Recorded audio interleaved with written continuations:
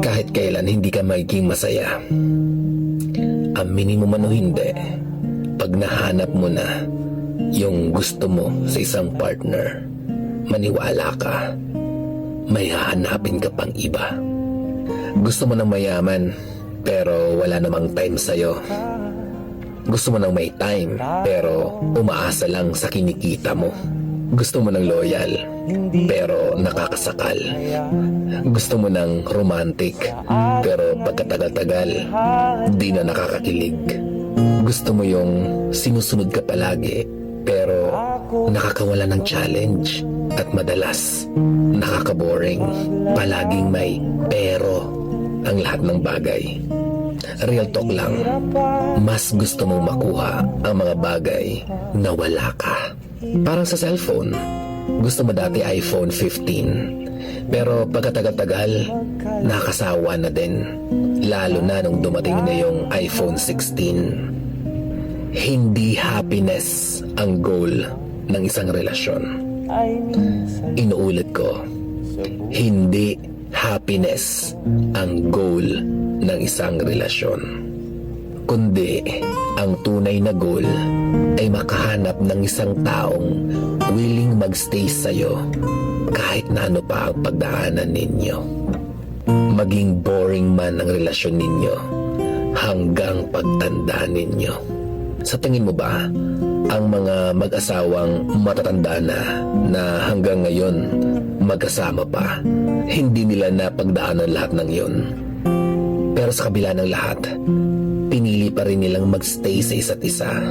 Kahit na ilang beses na silang nag-away, kahit na nakita na nila ang baho ng bawat isa, kahit na nakita na nila ang katoksikan ng bawat isa, pinili pa rin nilang magstay para sa isa't isa.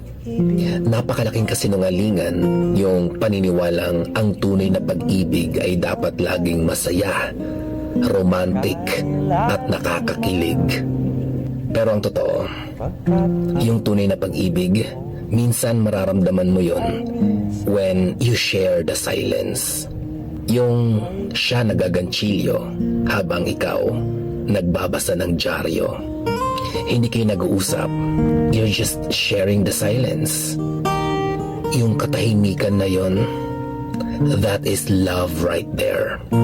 Oo, boring, pero that is love.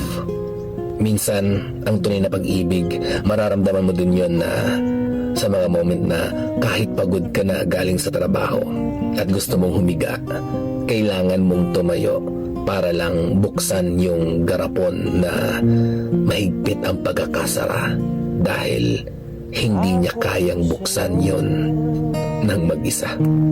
Yung magkaaway kayo buong araw, tapos hindi kayo nagpapansinan ng buong araw, pero alam nyo sa sarili ninyo na pagdating sa gabi, kayo pa rin ang magkatabi sa kama dahil you only have each other.